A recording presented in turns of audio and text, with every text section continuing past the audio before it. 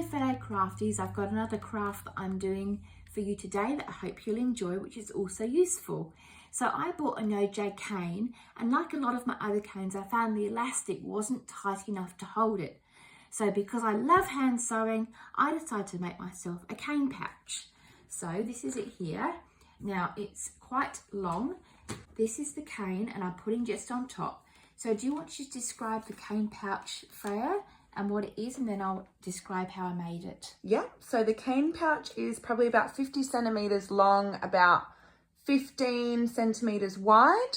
It is a bright, fluffy green and has a black drawstring. Yeah, with a toggle on. Right, so what I decided to do was I bought this material, and obviously you want to measure the size of your cane. You want it to be a bit wider and a bit taller. What I'm going to do now is turn it inside out and describe what I actually did when I sewed it.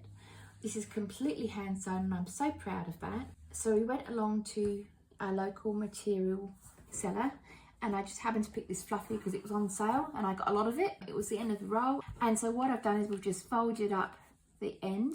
What I actually did was tack down the sides, both sides, and then I oversewed the edge.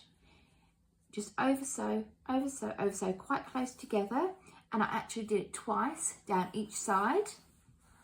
Then for the top, what we had to do was we had to allow like a 2-inch gap where I didn't sew right to the top. So I sewed to the top on one side, but not on the other side.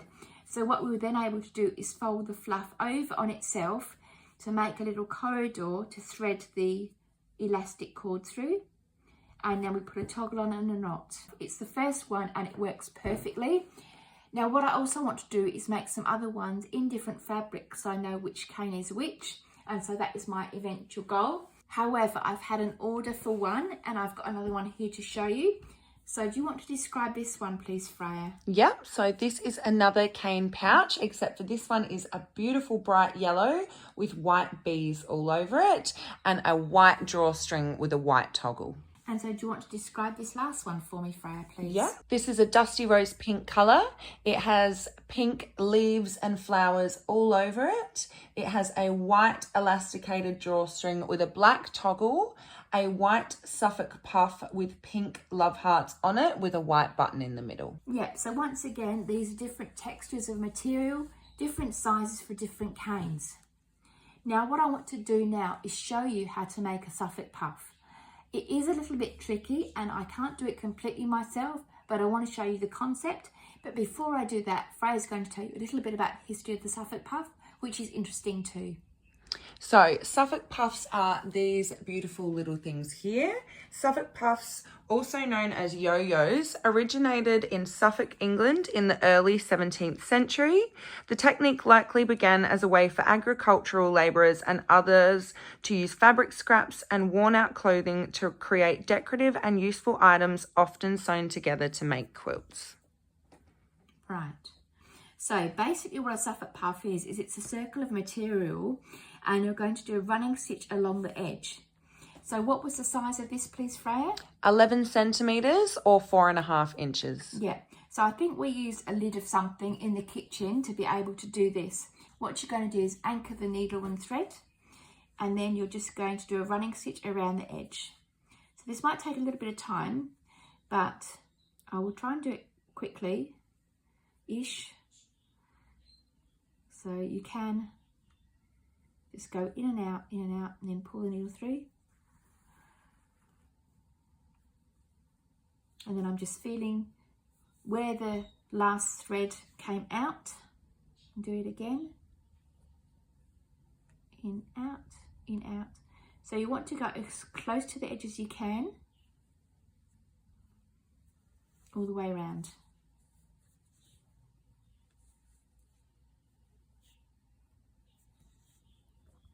And I want to show you this to show you what you can do even though you can't see, because a lot of stuff I don't actually do on camera, and I think it's good to actually show people what you can achieve even though you can't see, and it also gives inspiration to people who want to do projects and haven't got the confidence.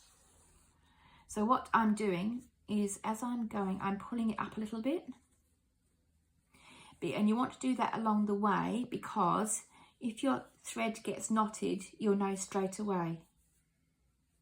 Now what I'm doing to find the thread, I'm actually pulling the needle up towards me at 12 o'clock. And then I can find where the actual last stitch was. So, in and out.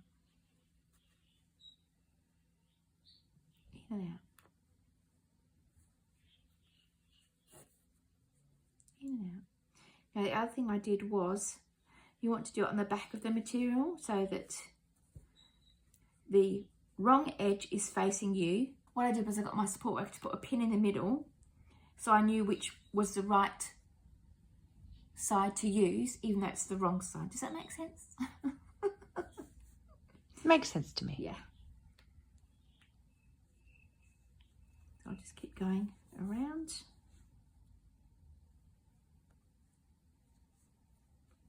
These are just so effective to, you know, once you've done them. So they can be used for anything, on bags. I've even done cedarwood rounds with them, if you know what cedarwood rounds are. So cedarwood rounds are little round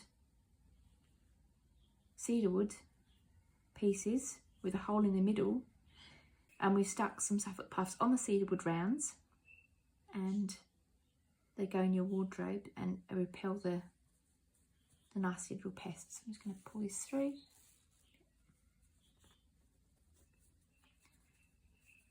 Well, when you have done most of it, you can take the pin out, because a lot of times I've shut the Suffolk puff up and there's still been a pin in it. Oops.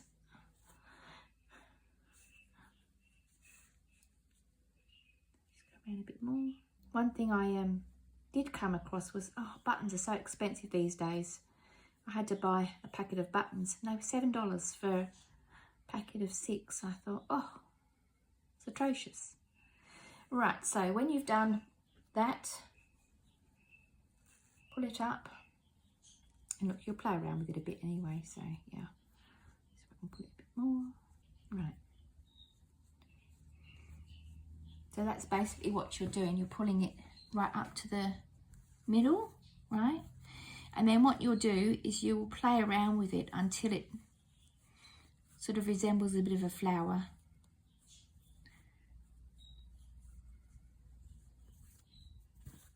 I'm not going to do this here now, but because this is what I usually... So there you go, Freya, you do it on other support worker, but you get the hang of it. And then once that is all secure, you'll sew a button on top of there. And that is basically your Suffolk puff, which is on here. On there. And this is a bigger one that's been done, just to show you different sizes, and that hasn't got the button on yet, and that's been all gathered nicely, and then it just needs a button on. So what I'm doing at the moment is I'm doing Suffolk puffs, and unless I know what I actually want them for, I'm actually putting them on the actual item, because then I can play around with the colour of the button to match it up. So let me know if you do one of these cane bags. I'm actually going to do a competition. So I'm going to give away 3 bags, which will be for your specific cane size. So what I want you to do is like, subscribe and comment and tell me what country you're from. So I'm going to do 3 bag giveaways, 1 in Australia, 1 for blind pen pals and 1 for overseas. And what I'll do is I'll get in contact with you, and I will get your cane measurements and what sort of material you want, whether you want a flowered, plain, fluffy, whatever, and I'll try and source it and I'll send it to you. This competition is going to run till the end of September 2025, and I really hope that you embrace this idea, make it yourself, or if not, I will make one for you. Okay, that's all from me for now. Bye-bye.